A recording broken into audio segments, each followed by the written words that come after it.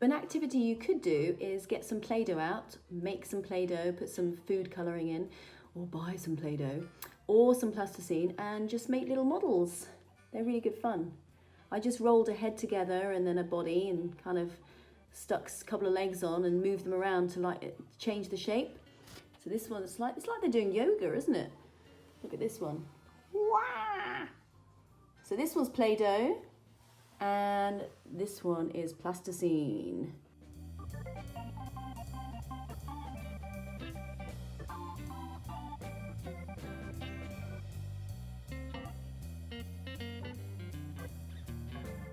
Hi! As it's a sunny day, I thought I'd take this little chap out to see if I can see some strong shadows. Wow, check these out. Busting some moves. So I could draw some abstract shadows. This one looks like a teddy bear now.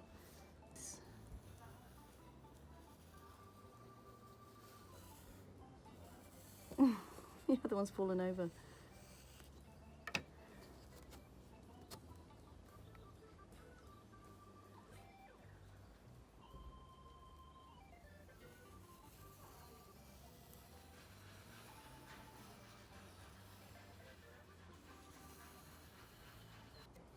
So cool. I could just shade them in.